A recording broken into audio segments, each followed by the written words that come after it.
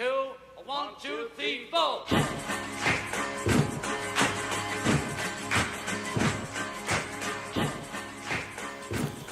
Thank you. There is a monument in Dublin to Charles Stewart Parnell, who was a 19th century Irish politician who memorably said, "No man has the right to fix the onward march of a nation. No man has the right to say to his country, thus far shalt thou go and no further." Now, Parnell was talking in 1885 about British rule in Ireland. But after independence, a different set of boundaries arose. The 1937 Constitution was, in effect, Ireland's religious Berlin Wall, with its declaration that all authority comes from the Most Holy Trinity and its reference to us humbly acknowledging our obligations to our divine Lord Jesus Christ. Yesterday's historic vote for marriage equality has started the fall of Ireland's religious Berlin Wall. Finally, love and hope have burst through the boundaries of fear and control that were put in stone 80 years ago in Ireland. As the first country in the world to endorse marriage equality for gay people by popular vote of the people, Ireland can never again be seen as a repressive Catholic state.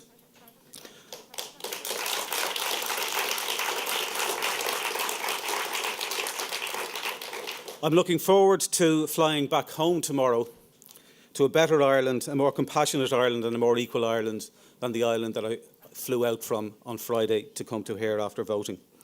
But the marriage equality vote wasn't the only significant event in Ireland last week.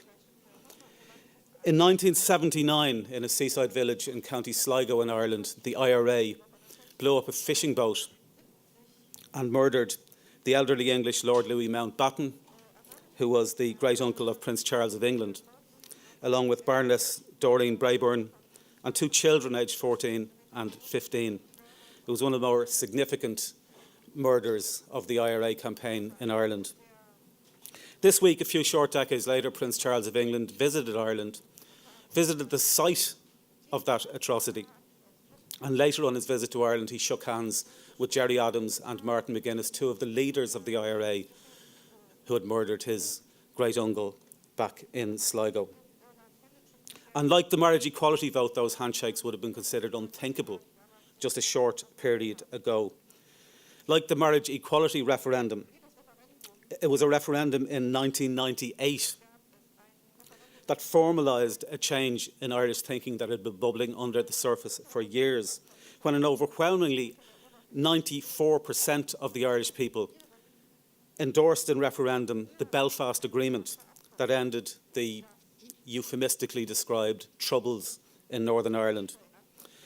The marriage equality referendum, as I mentioned yesterday when I was talking about the result, also in a way had its roots in violence. In 1982, in a quiet park in Dublin, a gay man called Declan Flynn was beaten to death by a gang of self-declared queer bashers. And when they were taken to court, the judge found them, they were found guilty of manslaughter rather than murder. The judge made reference to them trying to clean up the area. Back in those days, homosexual acts were actually illegal in Ireland. And they were given a suspended sentence, and they had a victory march back to Fairview Park. That resulted in a large protest march organised by the gay community in Ireland, and that gradually evolved into what is today's annual Pride Parade in Dublin, a celebration of the gay community in Ireland and of their relationship with the straight community in Ireland, and ultimately led to the referendum that has changed Ireland so historically. I still don't really fully appreciate until I go back home the importance of that. But I would like to ask, what I'm hoping to address today in a way that will also be relevant to other countries, is what has caused those momentous changes in Ireland, from an Ireland of terrorism and religious bigotry to an Ireland where, despite those problems not yet being resolved, we can at least look forward to the future with optimism. And much of it has been just the inevitable tide of history that in the developing world, democracy is causing countries to become more peaceful and secular through things like education, pluralism, communications technology. It's happening all around the world. If you look at the World Values Survey, you'll find evidence that that is a trend everywhere. But part of it has also been the organised campaigns by so many people on both sides of the border against terrorism and religious bigotry and for democratic secular values. So today what I'm going to try and do is I'm going to share the 5 most important lessons that I have learned from my involvement in those campaigns over the decades, from chairing the Peace and Democracy Group New Consensus back in the 1980s and 1990s to chairing the Atheist and Secular Advocacy Group, Atheist Ireland, in more recent years. Now, as an overview, I'm going to suggest that building just and peaceful and secular communities involves us treating ideas and behaviour differently than we treat people.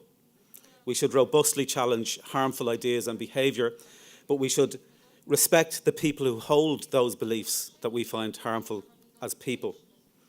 More specifically, with regard to the theme of this conference, which is Give Peace a Chance in the context of secularism and conflict, I'm going to examine the following 5 steps for peaceful secularism. The first is stand up to violence. The second is seek respectful dialogue. The third is start with human rights.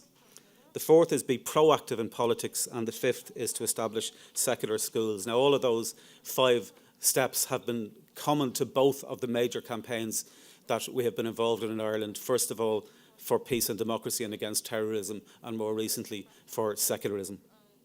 And I hope that those lessons will be broad enough to be transferable to different situations in different countries, although I'll be articulating them in the context of Ireland. The first is stand up to violence. And there's, of course, a paradox there, because sometimes in order to stand up to violence, you have to use violence to stand up to violence. There was a saying in the American Wild West that the final rule of poker is that a Smith & Wesson revolver beats 4 aces. And that's something that the terrorists are aware of, and it's something that we have to be aware of in order countering it. And so as individuals, we need the right to defend ourselves if we're physically attacked. And as a society, we need a police force and we need armies to defend our democratic values when they are attacked. When police forces and armies engage in unjust violence, which they sometimes do, they need to be reformed. But when undemocratic groups engage in violence, they need to be disbanded. And that applies to everybody from criminal gangs to terrorist organisations like ISIS to undemocratic states that infringe on the human rights of their own citizens. But the question that I would like to ask is what we can do as citizens without the power of a state to enforce our decisions. Well, when the IRA were murdering people, we did a number of things in Ireland. The IRA were supposedly acting in the name of the people of Ireland, so when they held their conferences in Dublin and the international media came over, we held protests outside to let the international media know that these people were not acting in our name. Those protests started with just 5 people outside one of the early Sinn Féin conferences and gradually grew until there were hundreds of people taking part, and culminated in a rally of over 30,000 people in Dublin after a particularly horrific IRA atrocity. When someone in the IRA had the bright idea of trying to unite Ireland by bombing the rail line between Dublin and Belfast, which was one of the few links between the 2 parts of the island, we organised a series of peace trains where we allowed people from both sides of the border to travel across in solidarity and to meet with each other in just ordinary circumstances. After one particularly bad IRA atrocity, a number of us chained ourselves to the gates of the Sinn Féin offices in Dublin and wouldn't let them in, and highlighted that if they were going to be acting in our name, that we would stand up to them. We collected thousands of flowers and condolence cards from people in the Republic of Ireland and brought them to the sites of atrocities, both by the IRA and by the loyalist paramilitaries in Northern Ireland. And we also protested when agents of the Irish or British states acted outside the law and unjustly killed people. Now, it wasn't always easy. We faced the usual threats that you would expect in a situation like that, and sometimes worse than threats. But as we continued, more and more people got involved. And we found that what we had initially mistakenly thought was public apathy about the killings in Northern Ireland was actually a sense of helplessness a feeling that the people couldn't do anything, and that when they were given a vehicle to express their opinions, people responded, and as more people got involved, more and more people got involved. I'll tell you a brief story about David Norris, who I might have mentioned yesterday as the first openly gay Irish parliamentarian. He was also involved in the campaign against the IRA, and in his inimitable style, when he received a death threat once from the IRA, allegedly, he brought it to the police and he asked what he should do, and the police said, well, you know, you should vary your route to work perhaps, just to be on the safe side. And he said, well, look, I live in North Great George's Street. I work in Trinity College. If any of you are familiar with Dublin, I can change my route to work by going over one or other of two bridges. He said, I think they'll probably figure that out. So he said, I'll deal with it myself. And he went down to the Sinn Féin offices and he asked to speak to someone in authority. And they brought down a guy called Joe Cahill, who had since died, but who was one of the most senior IRA men of his day. And David said, Mr. Cahill, I have here what purports to be a death threat from a representative of your organisation, and I hope you can deal with it for me. That first of all, if you're sending me these things, could you please send them to my home address rather than to my office, because it upsets my secretary? And secondly, if you're planning to assassinate me, I live just around the corner in North Great George's Street, and it might be cheaper than a stamp if you just call around and say about it home. And he left it at that. And a few months later, about a year later, we were having a protest outside the Sinn Féin offices after one atrocity. And we were symbolically giving letters to the Sinn Féin asking them to stop supporting IRA murders. And David and I were handing in the letter with a number of media present. And who comes to answer the door to collect the letter other than Joe Cahill? And they started to introduce Joe Cahill to us. And David said, ah, yes, Mr. Cahill. You may remember we met before when I brought a death threat that your organisation had sent to me and I asked you to deal with it. Now, I haven't heard since from either you or the gentleman who sent it, so I'm assuming you dealt with it. Thank you very much. Now, this brings me in a sense to my second point, and David was being a bit facetious about it, but the second point, as a serious point, is the need to seek respectful dialogue. Because our message as peace campaigners transcended party politics. We built a single-issue campaign that was supported by Irish and British, by left and right, by green and orange, by businesses and trade unionists. And our message was simple, like, whatever your aim, just pursue it peacefully and democratically.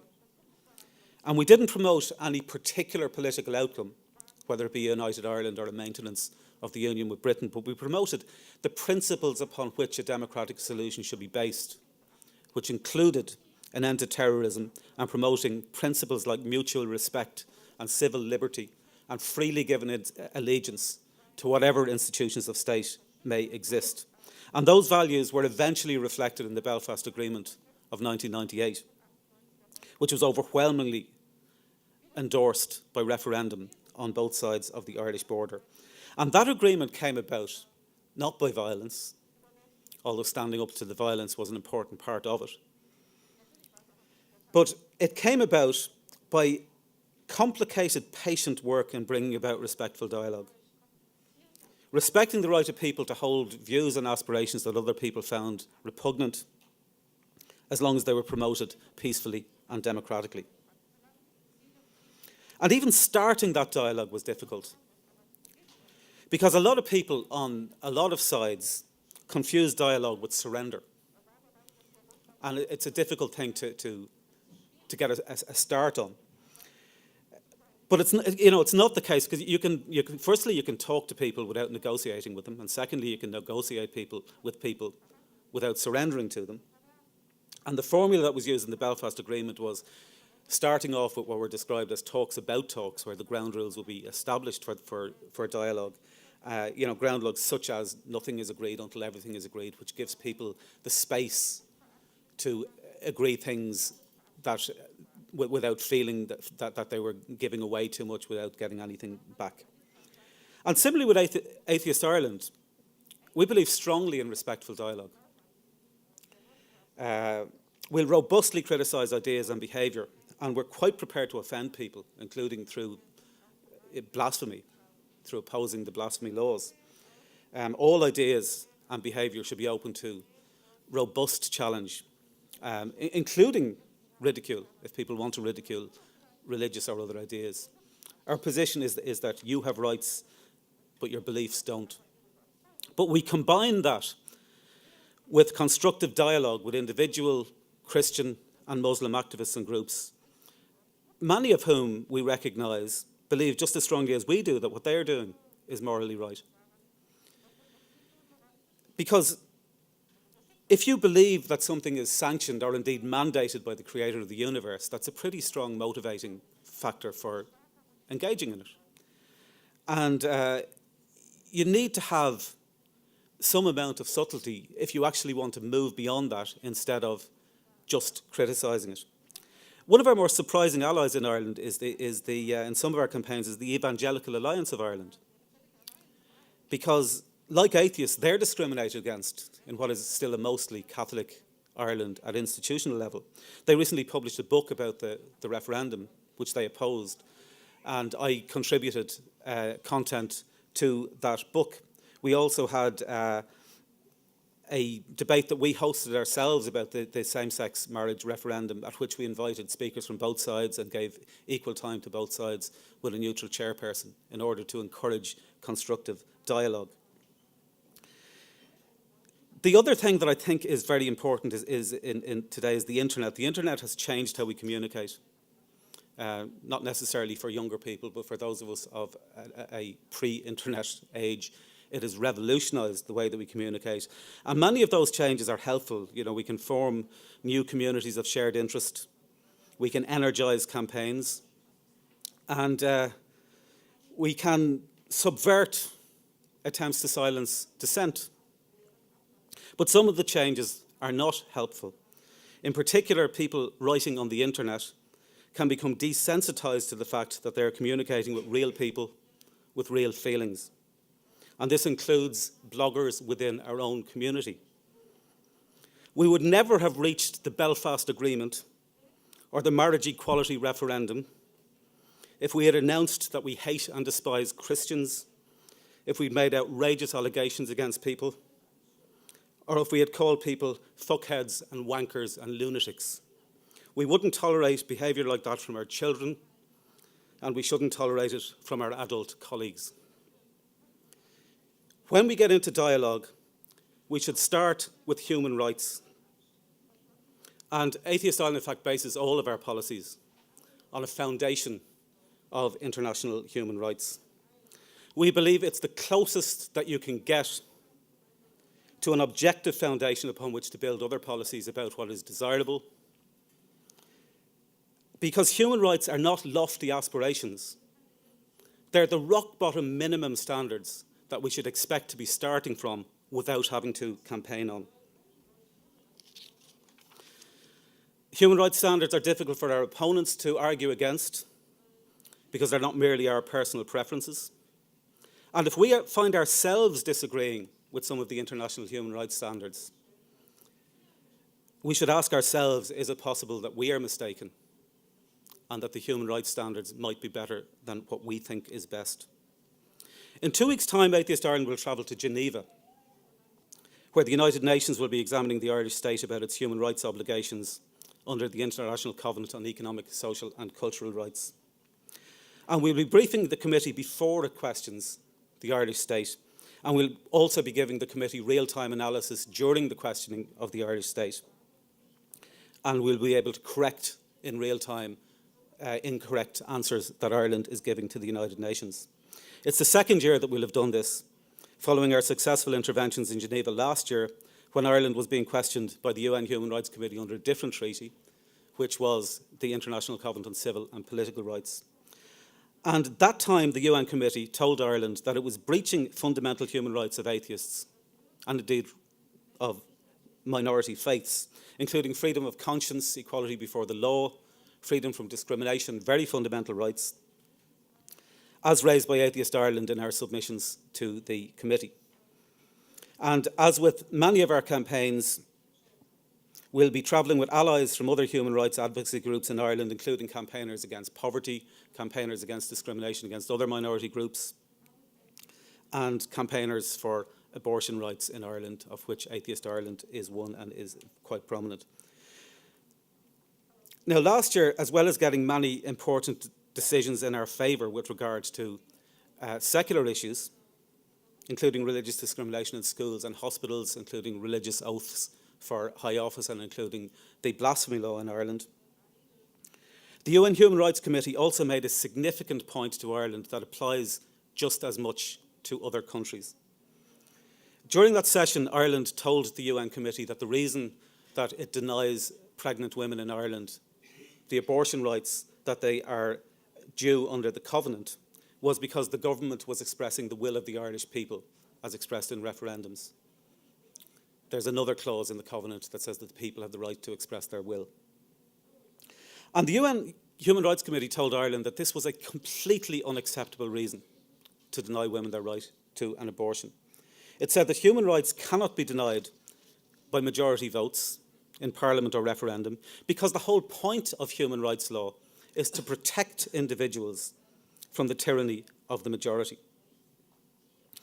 As well as attending the United Nations, we also attend meetings of the European Union, the Council of Europe, the Organisations for Security and Cooperation in Europe, and other places where we advocate for secularism, often in the face of many much better resourced religious organisations. And I'm delighted to have had discussed at this conference with several people plans to form new secular alliances for these meetings at international human rights regulatory and oversight body meetings, including with Nada from Croatia, Corina from Germany, Morgan Elizabeth from Turkey, Marianne from Britain, and Dan and Annie Laurie from America. I think there's a lot that we can do together if we bring the same level of cooperation as the religious groups do to these meetings. The fourth lesson that I've learned from these various campaigns is the importance of being proactive in politics. I don't for a moment believe that we as peace campaigners were responsible for bringing about the Belfast Agreement ourselves. I don't for a moment believe that we as secular campaigners are responsible directly for the marriage equality referendum. In both cases, I believe that what we were doing was reflecting a public mood that was bubbling away under the surface for years, and that it eventually found expression when accidents of history enabled it to do so. Because I think that that is how political change happens. We live in a world where, from the collapse of the Berlin Wall to the fall of apartheid in South Africa to yesterday's referendum result in Ireland, where momentous changes can happen very quickly that would have seemed unthinkable just a short time before they happen. And we don't know when those changes will happen, and we don't know what will trigger those changes. But we do know that when they do happen, that all of the work that we have been doing will retrospectively become useful, because we will have put in place the foundations that can be used to institutionalise the new changes that are happening, whatever caused them to happen. Politically, in Atheist Ireland, we've made it a priority since we were founded in 2008 to normalise the use of the words atheist and secular in political discourse and public discourse. And we're happy that that is now happening. It's no longer unusual for the Irish media to interview a spokesperson for an atheist advocacy group when something happens. That would have been a big shock to people a short time ago. It's now normal. Politicians now expect to be briefed and lobbied by politicians on the secular aspects of laws that they're discussing. Again, that wasn't happening before Atheist Ireland started doing this. When laws are being debated, we will provide detailed briefing documents to all parliamentarians on the secular ramifications of what they're proposing. And we're also being proactive. Ireland will soon have a general election. And we are currently in a range of meetings with the people within each party that are responsible for preparing the election manifestos for each party, so that we can try to get secular issues into the manifestos before they're written, rather than having to complain that they're not there after they're written. And we also try to bring international pressure to bear and to support campaigns in other countries through our involvement with Atheist Alliance International and through our involvement in the new international campaign against blasphemy laws. Finally, in February of this year, we had a breakthrough meeting with the Irish Prime Minister, Enda Kenny, and with the Minister for Education, Jan O'Sullivan. It was the first ever formal meeting in Ireland between an atheist advocacy group and the Prime Minister of Ireland. And the meeting was supposed to last an hour. It lasted 2.5 hours, more than twice its scheduled time. And we used that time to explain a lot of things that he wasn't aware of in terms of the fundamental nature of the discrimination against atheists, which is often invisible to people who aren't actively involved in it. That meeting marks the start of an ongoing dialogue process in which we'll be having more detailed meetings with senior civil servant officials in the various departments and with ministerial advisors about the specific changes that are needed in order to protect our fundamental rights. And I've been heartened by the amount of new activists that have emerged during the referendum campaign, and I hope that a lot of those people will continue to be involved on an ongoing basis in political activism for secularism. The final issue, or the final lesson that I've learned from both of those campaigns, is the need for secular schools. Because when Catholics and Protestants grow up never meeting each other until they're adults, it's easier for sectarianism to flourish. And when the Catholic Church controls 90% of Ireland's primary schools and the Protestant churches control most of the rest, it's easy for the rights of atheists to be ignored.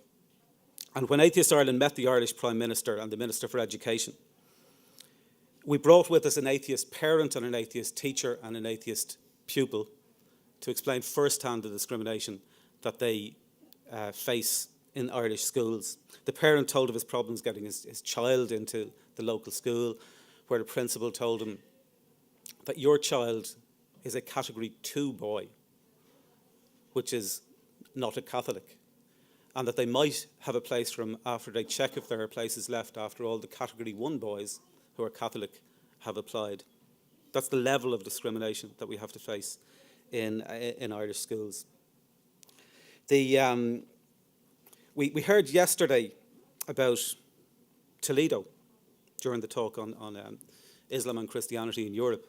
But another thing that Toledo is now known for is the Toledo Guiding Principles on Teaching about Religion and Beliefs in Public Schools, which was put together in 2007 by the OSCE, prepared by an advisory council of experts on freedom of religion and belief.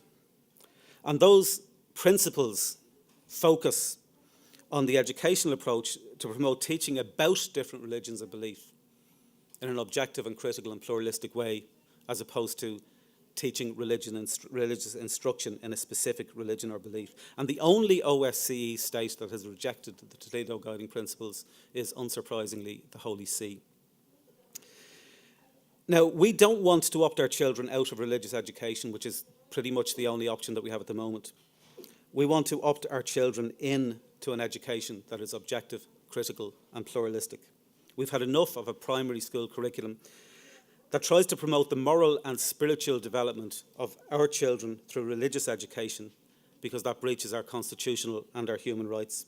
If the state curriculum was promoting the moral and spiritual development of religious children through atheist education, we'd never hear the end of it, and everyone would immediately recognise that that was breaching the rights of religious families. So they're the 5 lessons that I've learned. I don't know if I've left time for questions. So they're the 5 things that lessons that I've learned, and I hope that they're both relevant to the conference and also relevant to, that are also broad enough to be applicable to different situations in different countries. Again, to recap, they're stand up to violence, seek respectful dialogue, start with human rights, be proactive in politics, and establish secular schools. And I'm optimistic, I'm certainly more optimistic about doing this in Ireland, in the Ireland that I will be returning to tomorrow, than I was in the Ireland that I left on Friday to come here. Thank you very much.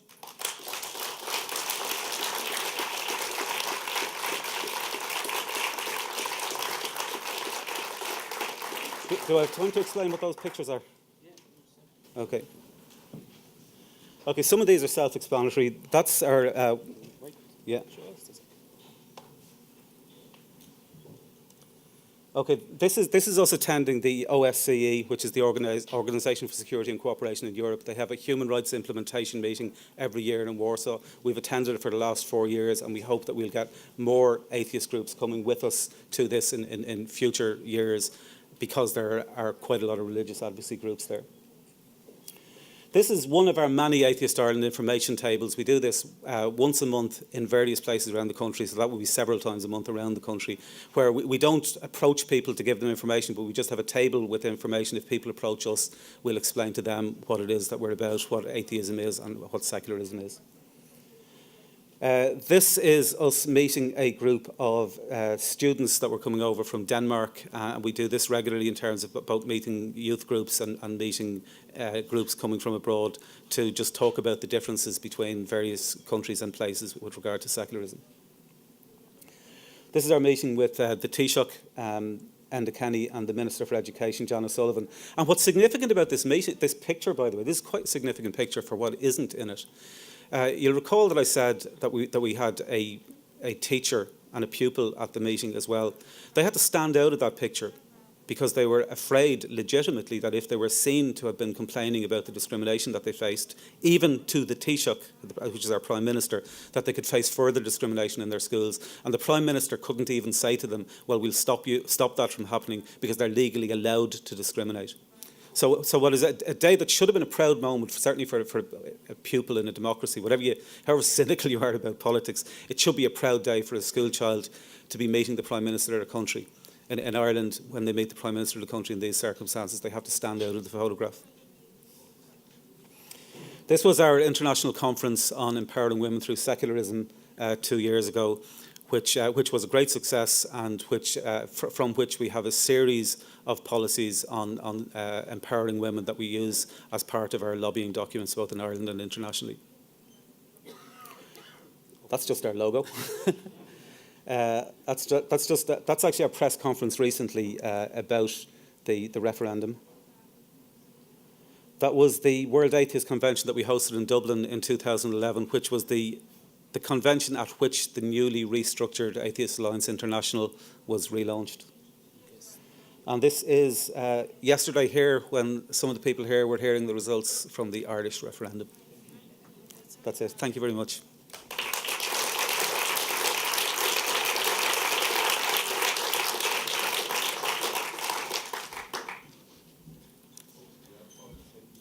Okay, 10 minutes for questions. Hi, over here. You mentioned the blasphemy laws in Ireland. Can you give a quick recap of what happened, what was supposed to happen, and what was a success? Yeah, Ireland has a clause in our constitution that says that blasphemy is an offence that will be punishable in accordance with law.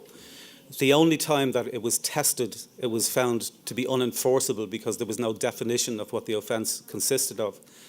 And recently the Irish government, the outgoing Irish government, added in a definition to make the law enforceable. On the day that it was enforced, Atheist Ireland published a series of blasphemous statements on our website, and we challenged the government to prosecute us. We said if we're prosecuted, we will challenge the constitutionality of the law under another aspect of the Constitution, and that if we weren't prosecuted, that we would it would just increase the case for the law to be removed because it would be bringing the law into disrepute. The outgoing government fell soon after that. The incoming government, I think, would like the problem to go away magically, but it won't. So we're still pursuing them to have a referendum. They have committed to having a referendum, but they are saying now that they won't hold any referendums until after the next election. So we're still keeping pressure on them to keep it high up on the agenda after the election. Hello, my name is Felix. First, thank you for your talk, and also thank you for your work in Ireland. I think we all have to learn some lessons from the success that you have gotten. I would like to raise two little questions or topics. The first one, I would be interested in the responses to your information table, what kind of approach you get. And the second is kind of a personal interest, as I got into some discussions with people who refuse to call themselves atheists because they don't want to identify by what they are not. And I made the point that here in Germany or elsewhere where theism is a big topic, atheism is still relevant as a label. And I brought the analogy that in Ireland, where people, I think, still believe in elves and their existence, elvism could be relevant to compare this point, to make this point. I would like to know whether my guess is still correct, that there are people in Ireland believing in the existence of elves, bringing concrete impacts on social issues. Yeah, it's leprechauns rather than elves that we have. Sorry. Yeah. They'll get very upset now if you call them elves. The first thing is we get a very good reaction generally to the information table. I suppose, with the exception obviously of some religious fundamentalists who will come and tell us that we're going to go to hell and things like that. We actually have a set of plastic horns that we bring out when we're told that we're going to go to hell. But generally we have decent conversations with people. I think, as I've said before, I think Ireland has moved on. I think Ireland was a Catholic country. It's now a pluralist country with Catholic laws. And the task is to get the laws to catch up with the people. With regard to your second question, I think it's very important that we self-identify as atheists. Because I think if people retreat from the word atheist while we're doing good things, then people never see atheists doing good things. And so it just maintains the prejudice against atheists. Whereas if we self-identify as atheists while doing good things, that's how we gradually chip away against that prejudice.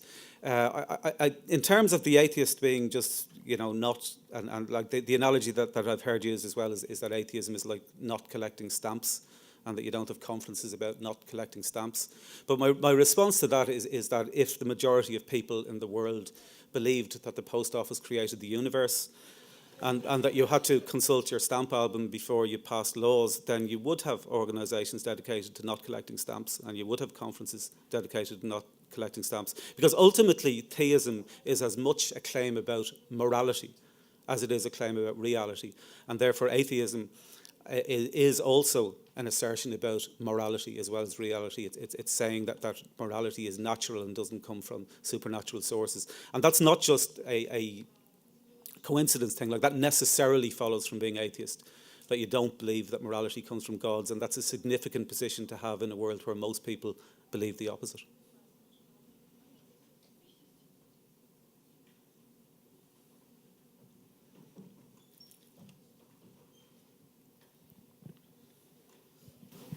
Hi. I was wondering if you could give us a little bit more information about the state of the battle for reproductive rights in Ireland. I mean, I lived there between 2005 and 2010, and it wasn't really, going forward. I was wondering if they were planning a new referendum, or if you're aiming to address the law in a different way, not through popular vote, but perhaps through legislation. Well, ultimately, we need to get rid of the Eighth Amendment to the Constitution, which was the pro-life referendum, which was passed in the 1980s.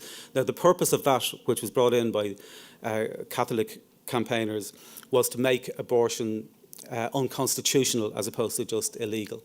It actually came out of the Roe versus Wade thing, and attempts to ensure that you didn't have the courts in Ireland legislating for abortion. Now, everyone assumed at the time that was passed, that both sides assumed that still women would just go to England for abortions, which has been the safety valve that has prevented it from having to be faced up to in the way that it should have been faced up to for a long time ago. Until the early 90s, when a pregnant teenage girl was raped, and her parents wanted to know, asked the police if they had an abortion and they took DNA from the fetus, would they be able to use that as part of the criminal case against the alleged rapist. And the state's response to that was to take out an injunction against that raped 14-year-old girl to stop her from leaving the country in case she had an abortion.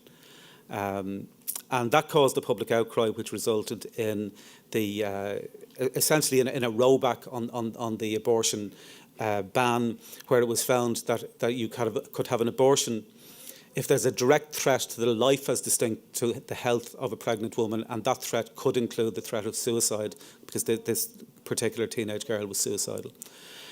So that was the case for a while, and the courts had said that it was up to the legislature to pass laws to regulate that right, so that women would know when they could avail of that right. But of course they didn't, because they never do in Ireland. They always do the minimum that they can possibly get away with. Until a couple of years ago, when an Indian woman called Savita Halappanavar died in an Irish hospital after seeking an abortion, and they refused to give her an abortion because the fetus, which had no chance of survival, was still alive.